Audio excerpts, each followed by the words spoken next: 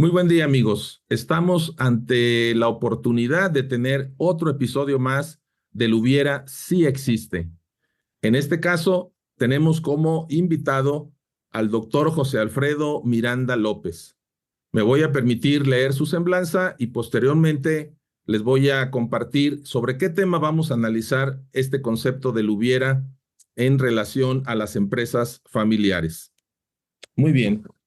El doctor José Alfredo Miranda López es poblano, egresado de la Universidad de las Américas en Administración de Empresas. Asimismo, tiene una maestría en finanzas, graduándose con honores, y posteriormente la UPAEP le otorgó una maestría honorífica en economía. Para el año 2005 obtiene el doctorado en desarrollo organizacional. Cuenta con 49 años de experiencia docente en educación superior y también como consultor desde 1984. Empresarialmente se desarrolló en la industria de pinturas y comercialización de compresores de aire y es miembro del Consejo de Administración de Empresas Industriales, de Comercio, Salud y Financieras. Algo bien interesante es que en 1993 es cuando funda el Instituto de Estudios Superiores en Dirección de Empresas, conocido también como IESDE. Y en el 2001 fue invitado por el vicerrector académico de la UPAEP, ahí mismo en Puebla, y fue nombrado rector del 2005 al 2013. A partir del 2013, funge como director general del IESDE School of Management. Bienvenido, doctor José Alfredo. Si me permites, te voy a hablar de tú. Claro que sí, Roberto. Encantado de estar contigo y muy agradecido de que me hayas invitado. Adelante, sí, vamos a capitalizar esta experiencia que tienen ahí en el IESDE. Y lo que acordamos es que vamos a platicar sobre un tema que es una realidad y es desafortunado que sea una realidad. Tiene que ver con el fracaso de las empresas familiares, ¿sí? Que también ya sobre la marcha nos platicarás la diferencia entre una empresa familiar y una familia empresarial, pero vamos a empezar con las empresas familiares. Y es algo, como te comentaba antes de iniciar el episodio, con lo cual estoy familiarizado y sí he visto lamentablemente que principalmente cuando pasan a la tercera generación es cuando las cosas se empiezan a complicar, ¿no? Empiezan a quedar como socios los primos y ya no es lo mismo que los hermanos con el papá que inicialmente había fundado la empresa. Y es muy probable, ¿verdad?, que varios de las personas que conocemos, de las empresas que conocemos en nuestras redes sociales, en las de ustedes, vean este episodio y se pregunten qué hubieran hecho, ¿sí? ¿Qué hubieran hecho, por ejemplo, si estamos hablando de que en la tercera generación se descompone y esa tercera generación ahorita está entrando a lo mejor con 22, 23 años de edad, ¿verdad? Pues probablemente el hubiera sería trasladarnos 23 o 25 años antes y qué hubiéramos hecho en México en las empresas familiares para que hoy fueran más robustas. ¿Qué nos podrías compartir, estimado José Alfredo? Quiero decirte que tienes la idea muy precisa. La estadística es terrible. Las empresas de primera a segunda generación sobreviven solo el 60%. Y como tú bien dijiste, cuando vas a la tercera generación, con respecto a la primera, solo sobreviven el 18%. Ese es el dato de México. De México. Es un dato muy parecido en el resto del mundo. Y justo esto te da una medida del promedio de edad de las empresas familiares que no se preparan para afrontar los cambios. Y es que la empresa familiar en México, en promedio, tiene una vida de 25 años. Y esto tiene que ver justamente con que no se han preparado para afrontar esta problemática tan particular. Tú hablabas de las empresas familiares y de las familias empresarias. Y es que justamente son estas dos entidades tan importantes en la vida de México, en la vida de las personas, en la vida de las ciudades, que tienen esta relación tan particular, porque tan importante es la familia empresaria, que normalmente es este caldo de cultivo donde en algún momento se genera una iniciativa de negocio, como el conservar la empresa familiar, pero hay una relación que tiene que estar balanceada. Y justamente este desbalance, cuando ocurre en la tercera y cuarta generación, se nota más, entre otras cosas, porque el número de actores crece no aritméticamente, sino crece No, exponencialmente. así es. Geométricamente o a veces exponencialmente. Así es. Sí, me ha tocado ver el caso de una empresa aquí en León, en donde cuatro grandes amigos, todos consumían un insumo para sus diferentes empresas, ¿no? No competían entre ellos ni nada. Y un día, tomándose una copa, un café, ¿verdad? Dicen, oye, ¿por qué no creamos una empresa proveedora para los cuatro? Dice, nada más con los cuatro superamos el punto de equilibrio y buscamos más clientes. Pues crearon esa empresa entre cuatro socios, grandes amigos, muy sintonizados. Realmente las cosas funcionaron bien, la empresa dio muy buenos resultados. El tema es que al día de hoy los cuatro ya fallecieron y ahora tenemos en la masa de herederos, sí, alrededor de 15 personas que son socias, ¿no? Y ya es muy diferente manejar este, una asamblea de socios con 15, ¿verdad? Que todos quieren ser consejeros, y que todos quieren dar la última palabra, y al pobre director, pues lo están volviendo loco, ¿no? Eso pasa con las empresas. Perdón, y más si el director es de la familia, porque también sucede eso, ¿no? Hay ocasiones donde la madurez de la empresa lleva a que en algún momento haya un director no familiar, pero si es un director familiar, el tipo de presiones que recibe es superior, ¿no? Y además, fíjate, en este ejemplo que pones, que me parece tan claro, hay otro tema que subyace, y es que cuando se dan este tipo de arreglos, donde las empresas son o clientes, pero sobre todo proveedores, Ujú. puede generar conflictos de interés. Entonces, Sí. estas situaciones que pueden ser desde el punto de vista económico muy buenas, hay que regularlas, porque si no están reguladas, justo cuando suceden los cambios generacionales, puede haber un declarado conflicto de interés que puede llevar al traste no solo a la empresa, sino también a la familia, ¿no? Que ese es el desastre, ¿no? Cuando tú ves en el tiempo que una empresa que fue exitosa o que sigue siendo una buena empresa puede terminar con la relación familiar o viceversa, ¿no? Ujú. La Sí. relación familiar se conserva, pero luego esto puede resultar en que se destruya la empresa que originalmente es de la familia. Eso es algo muy triste. Tengo otro caso que en la segunda generación prácticamente se destruyó la familia al fallecer el papá, ¿sí? Al fallecer el papá, la mamá que había estado siempre marginada, no involucrada, muy a la distancia de la empresa, ¿verdad? Con 5 hijos, con diferentes edades, pero ya todos en edad profesional, 2 involucrados en la empresa, 3 no involucrados en la empresa. El papá deja su testamento, deja, vamos a decir, todo en orden, pero la mamá extrañamente hace alianza con los 3 hijos que no estaban en la empresa para quitarles la empresa a los otros dos, ¿sí? Y el hijo mayor, que obviamente dirigía la empresa, que es un caso como el que mencionas, me dice, oye Roberto, ¿sabes qué? Que con mucho dolor le dije a mi mamá, oye mamá, papá y tú formaron una familia, ¿por qué ahora tú la destruyes? Y finalmente acabaron destruyendo tanto la empresa como la familia.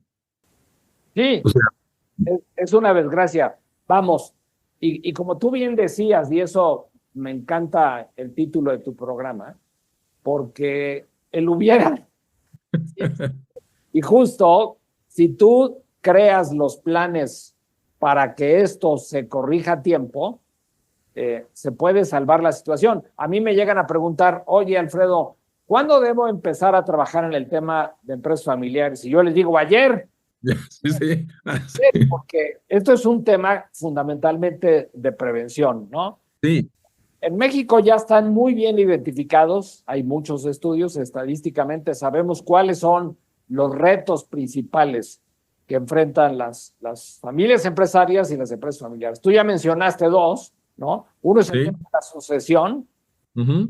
En México es lamentable, pero solo el 15% de las empresas familiares preparan la sucesión. Y esto, con frecuencia, es origen de conflicto. Pero la sucesión no solo tiene que ver con la cabeza, la sucesión tiene que ver con dos cosas más. Con quiénes son las personas clave que trabajan en la empresa, porque las tienes que tener identificadas para tener siempre una previsión si alguien falta o alguien abandona el negocio o por razones de salud o por las que tú quieras. Claro, Y la otra, que también ya la mencionaste, pero lo quiero ser específico, es cómo se da la transmisión de acciones, ¿no? Entonces, todo el tema de herencia, testamento, legados y las regulaciones para hacer la transmisión de acciones en las familias es muy importante.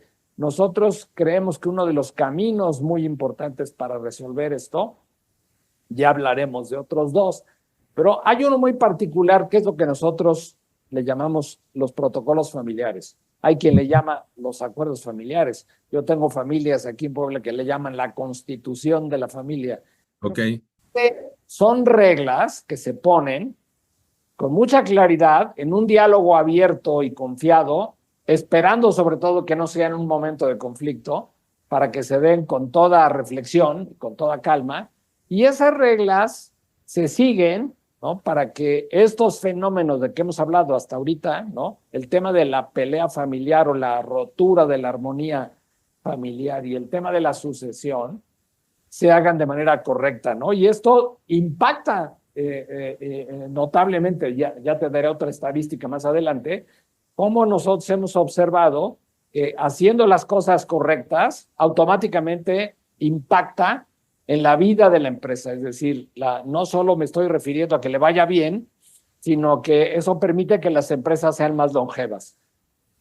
oye, qué interesante. Sí me ha tocado ver protocolos, me los han compartido generosamente los empresarios y me facilita mucho mi trabajo porque veo los acuerdos que tuvieron.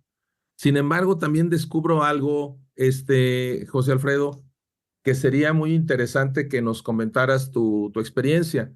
Estamos hablando de que si no trabajaron estos temas hace 10, 15 o 20 años, hoy es el mejor momento para hacerlo, ¿verdad? Y ojalá todavía tenga tintes de ser preventivo, ¿no? Porque a final de cuentas después sigue la cuarta generación y la quinta, ¿no?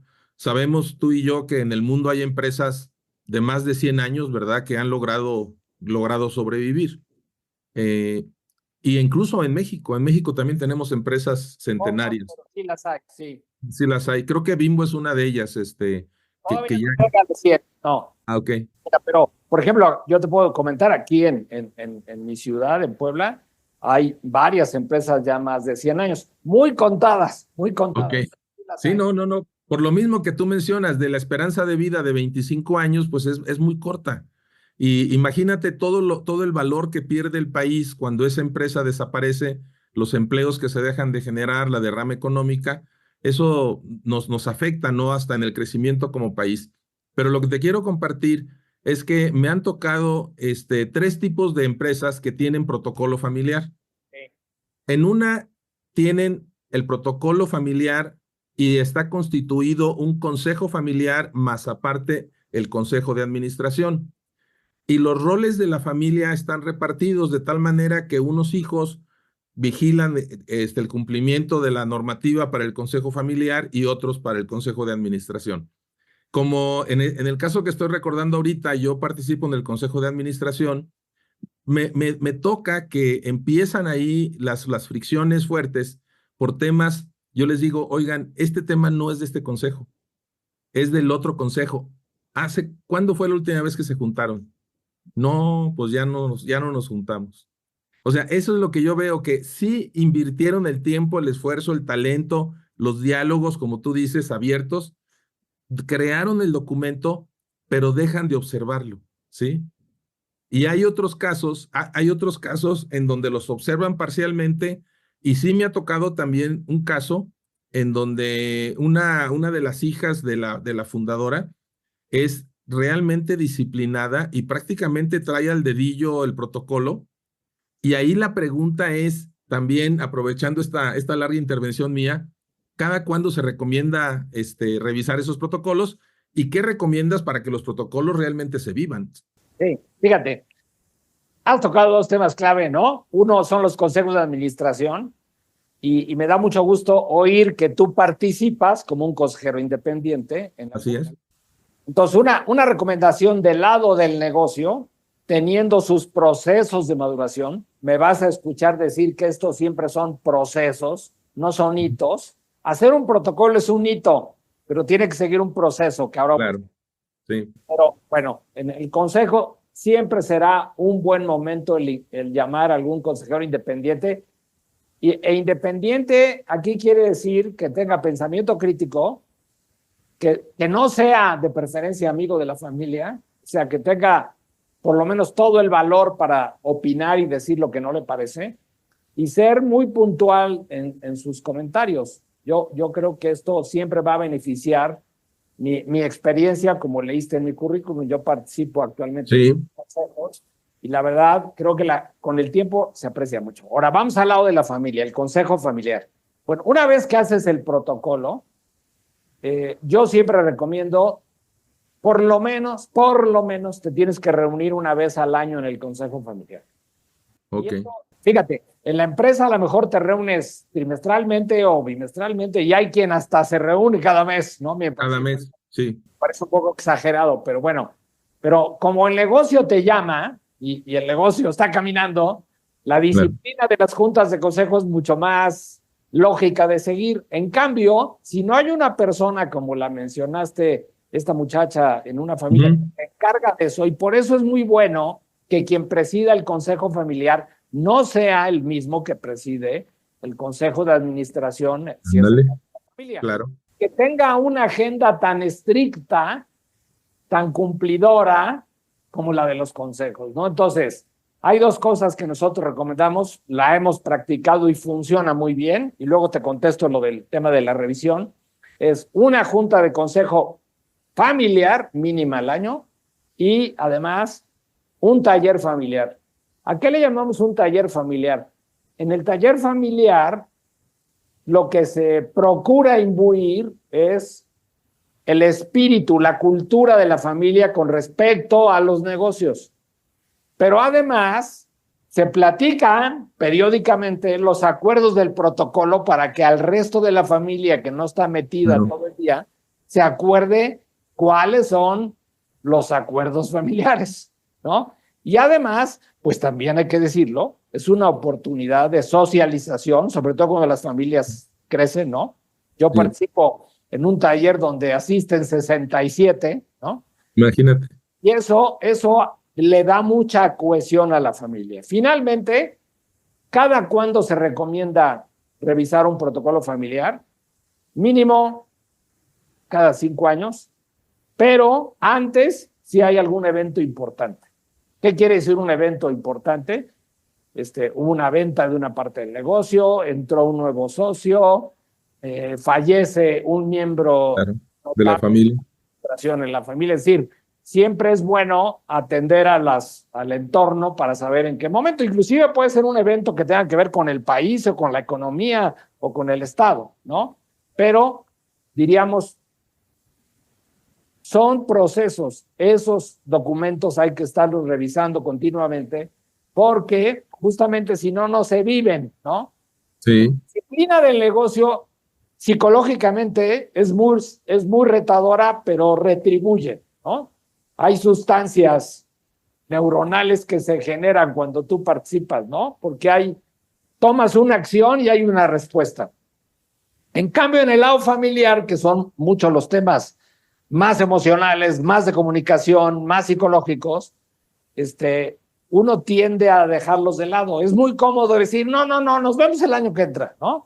No, sí. Pero la junta de consejo sí vienes, pero dejas pasar la oportunidad de revisar el protocolo. Entonces, esa es la disciplina que nosotros recomendamos. Y tiene que haber una persona encargada, tú ya diste el ejemplo, de que eso se haga. Y los demás cumplir con ese compromiso. Claro, totalmente. Me vienen muchas ideas a la mente cuando vas compartiendo todo esto. ¿Qué sucede cuando ya no es una empresa, sino es un grupo de empresas que nacieron de una empresa madre y fue avanzando, ¿no? A veces en diferentes giros, a veces en giros relacionados. Eh, Además del tema del posible conflicto de interés, si son clientes o proveedores, ¿verdad? Que hay miembros de la misma familia en las actas constitutivas de las diferentes empresas, vamos a pensar que fueron creciendo sin una estructura, sin un gobierno corporativo y están escuchándonos, ¿no? De decir, bueno, y se puede hacer esto a pesar de que tengamos ahora varias empresas, ¿sería un solo consejo para todas las empresas o un consejo para cada empresa? ¿Cómo se manejaría esa situación?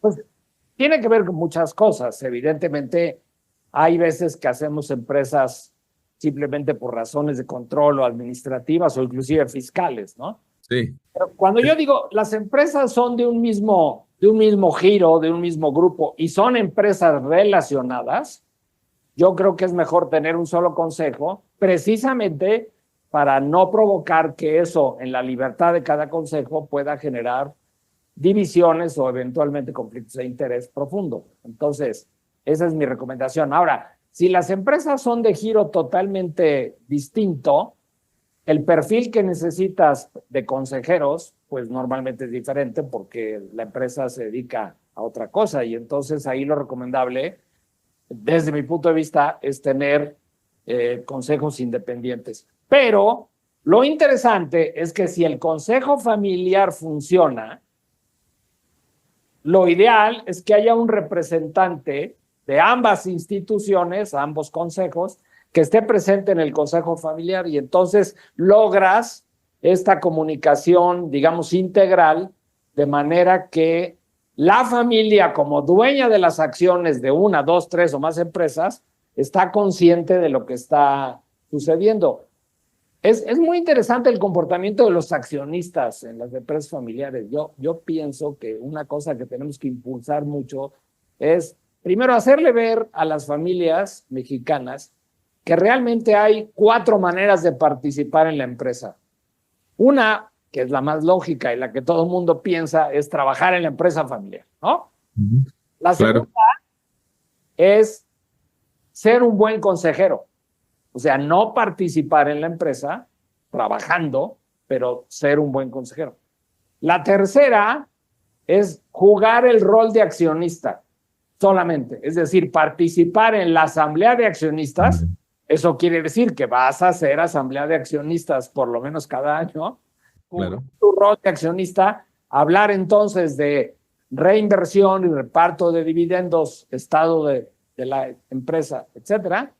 Y la cuarta, esa no me gusta, pero sé que existe, es la que yo le llamo el accionista pasivo. Es decir, aquel accionista que lo único que le interesa es que le llegue su cheque cada X tiempo que proviene de las utilidades del negocio, pero él se mantiene alejado, ¿no? No es una que me guste, pero sé que existe, ¿no? Pero sí Sí, es muy importante las primeras 3. Hay una quinta opción que yo siempre abro cuando hablamos de estas cosas y es el que los miembros de las siguientes generaciones pueden emprender sus propios negocios. claro, El caldo de cultivo ideal para generar empresas, pues es la familia empresaria, porque es lo que vives, mamas, lees, claro. bebes todos los días, ¿no? Entonces, es una oportunidad magnífica. Y ahí, con el tiempo, también se pueden generar mecanismos en los talleres familiares para que los jóvenes presenten sus proyectos, no sus ideas, presenten ya un business plan bien hecho, bien asesorado, y la familia decide, de acuerdo a las reglas del protocolo, si puede o quiere invertir en estos proyectos nuevos, ¿no? En una de las familias en que yo participo, en los talleres familiares, siempre un punto de la agenda es que los jóvenes hablan de sus proyectos, cómo les está yendo y qué ideas, insisto, conformadas en un plan de negocios tienen, ¿no? Entonces, ahí es cuando abres toda la riqueza y el espectro de la empresa familiar. Tú hace rato decías, es una pena que se pierdan los empleos, por supuesto. 2 de cada 3 empleos en México lo generan las empresas familiares, ni más ni menos. Estás Ni más hablando ni menos. de una cantidad Sí, muy respetable, ¿no? Casi de los 40 millones en el caso mexicano de los empleos formales, perdón, de los empleos en general. Segundo, la otra cosa que decías que se pierde, pues es el patrimonio, ¿no? La riqueza, porque muchas veces se destruye, ¿no? ¿Cuántas veces hemos visto que una empresa termina cerrada o quebrada porque no hubo acuerdos familiares? Y la tercera, que esa no la mencionaste tú, pero yo quiero resaltarla, es el know-how. Es decir, claro. toda familia, aunque tenga negocios iguales, tiene Ujú. su manera de hacer los negocios. Ese es un conocimiento que se pierde. Entonces, cuando hablabas tú de la contribución al crecimiento del país, a la economía de México, Sí, es muy importante que tampoco se pierda el know-how. sí. Fíjate que ahorita estoy de acuerdo contigo y te quiero agregar un rol más que no tocaste. Cuando dijiste el que no te gustaba, pensé que lo ibas a mencionar. A mí tampoco me gusta el que tú señalaste del accionista que nada más está esperando los dividendos y no entiende los momentos de la empresa, de reinversión y todo eso, porque incluso se molestan porque se invirtió en una maquinaria o en una nueva nave o lo que sea, porque hacen las cuentas y dicen, oye, pues de ahí tal porcentaje me tocaría a mí y ya no les gusta la idea. Pero hay otro caso que yo he visto, no sé si te lo has encontrado también tú con los casos de empresas que conoces, de aquel miembro de la familia que no ha destacado mucho, pero se insiste que esté en la empresa, ¿sí? Prácticamente se le crea un puesto o a veces se le asigna una función real de la empresa, pero no respeta reglamento, horarios, principalmente horarios, y bueno, toman vacaciones a la libre, ¿no? Entonces, eso genera un efecto muy especial con los colaboradores que no son parte de la familia, porque tampoco pueden, vamos a decir, denunciar ante su jefe, que es un miembro de la familia, y decir, oye, tu cuñado, tu primo, tu hijo, tu hermano, ¿verdad? No está cumpliendo y nos está afectando a todos. ¿Sí te ha tocado ver eso? Sí, claro. Lo que pasa es que, diría yo, es un error de principio, ¿no? O sea, cuando hablamos de la empresa familiar, no porque te apellides Miranda, Ujú. vas a tener un puesto asegurado, ¿no? Ese es el error número uno. Y hay varias razones, ¿no? Tú ya mencionaste la de capacidad o en este caso de Sí, incapacidad, pero también hay otras. A lo mejor estás violando la libertad de la persona. cierto. A mí me ha tocado, recuerdo mucho a un compañero que tuve en la universidad, que al salir de la universidad su papá me hablaba para decirme, oye, convéncelo de que se venga a trabajar conmigo, ¿no? Y claro, el cuate no quería, ¿no? Y yo le decía, es un error que lo invites y lo metas a la empresa. Finalmente ese conflicto se resolvió y este muchacho, compañero mío, terminó poniendo su propio negocio, ¿no? Lo Ujú. cual fue una solución estupenda. Pero es muy común en las empresas familiares el error que tú acabas de mencionar, ¿no? Yo por apellidarme así, tengo un lugar en la empresa, un lugar de trabajo. Normalmente termina en un desastre, como decimos, no solo por la capacidad, sino porque tú le pones un techo de cemento a la gente capaz de la empresa. Entonces, romper la atracción de talento tan importante en el siglo XXI a tu negocio se muere porque alguien dice, no, pues yo nunca voy a poder subir en esa escalera jerárquica porque allá arriba hay un Miranda y entonces de ahí no Sí, puedo pasar. Entonces, sí, es terrible, ¿no? Generan un daño económico, generan el clima de trabajo en la empresa, impiden la atracción de talento, un desastre. O sea, ese sí es un error de garrafal, ¿no? sí, de grado mayor. José Alfredo, para ir cerrando, unas últimas recomendaciones. Sabemos que lo mejor es que esto se inicie de inmediato, ¿verdad? En el momento que cruza por la mente del fundador o los fundadores para prevenir, o sea, es que son acciones preventivas, ¿no? El darle toda esta estructura a la organización. Pero cuando ya están los conflictos, quizás alguien de los que vea este video podcast o escuche el podcast va a decir, oye, pues ya estoy tarde porque ya los pleitos están, pero de a peso, ¿no? De cualquier forma se puede empezar, encontrar una hebrita para ir entrando y ver cómo se endereza primero esos conflictos para luego entrar ya al tema de la organización? Sin duda, una cosa que tú no puedes ignorar en la empresa familiar es que estás hablando de emociones y sentimientos, ¿no? Tú hablabas al principio del caso de esta mamá que puso en contra de los hermanos administradores, ¿no? Uh-huh. Nosotros aquí enseñamos un caso que es muy parecido a esa situación, ¿no? Los de afuera piensan que los de adentro se están despachando con la cuchara grande y los de adentro piensan que los de afuera son unos flojos, ¿no? Entonces, esto siempre al final genera un conflicto. Entonces, no entrarle a los temas emocionales es un error. O sea, Okay. no puedes dejar de ver que estás tratando con personas, no somos dicotómicos, tenemos mente y corazón, tenemos voluntad, tenemos inteligencia, pero también tenemos capacidades de amar que muchas veces se convierten en temas pasionales. Entonces, no es porque la pasión sea mala, sino porque esté mal encauzada. Entonces, yo te puedo decir que aquí hemos tenido casos de personas que han llegado en verdadero conflicto y se han podido arreglar.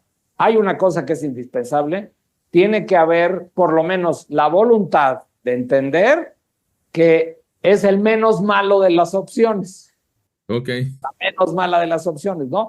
Pero sí se puede arreglar. Ahora, nunca es tarde para empezar esto, ¿eh? O sea, a mí me ha tocado empezar con segundas y con terceras generaciones. Hay veces que las primeras generaciones se llevaron tan bien que nunca vieron necesario hacer esto, ¿no? Sí. Cuando van madurando y ven que empiezan a llegar los nuevos, es cuando despiertan este interés. Pero no quisiera yo dejar de decir dos cosas, porque hace rato te comenté que una de las maneras que nosotros hemos estudiado, sin duda, es la hechura de los acuerdos familiares, ¿no? Pero hay dos cosas que son previas. Una es lo que llamamos nosotros la profesionalización, que justamente tiene que ver con que no aceptes en la familia a trabajar a personas que no son competentes. Entonces, poner reglas de entrada para los familiares tan estrictas como si fueras a contratar a una persona de la calle, es más, que compitan con un ejecutivo formal, es una idea magnífica. La segunda, bueno, todo eso tiene que ver con la profesionalización, ¿no? La otra cosa es la institucionalización, ¿no? Y esto tiene que ver con empezar a tomar decisiones colegiadas que eventualmente pueden terminar en un consejo consultivo y luego en un consejo de administración, pero también son procesos. Pero como muchas veces el fundador tiene la potencia y el conocimiento para tomar las decisiones solo, le cuesta trabajo dar este paso de empezar a colegiar las decisiones, pero es un paso indispensable, ¿no? La estadística mexicana es 25 años promedio. Si te institucionalizas, si te profesionalizas, la empresa se va a 54 años. No, si fabuloso. Acuerdos familiares, te vas a 75. Eso es lo que ya tenemos nosotros en los estudios que hemos hecho detectados. Entonces, si van a ser más de 75, no sé, porque no hemos llegado ahí. Pero sí, lo que sí te garantiza es que vas a tener un resultado mucho más favorable. Y la clave es, tú ya la dijiste, hay que dedicarle tiempo de calidad a estos temas.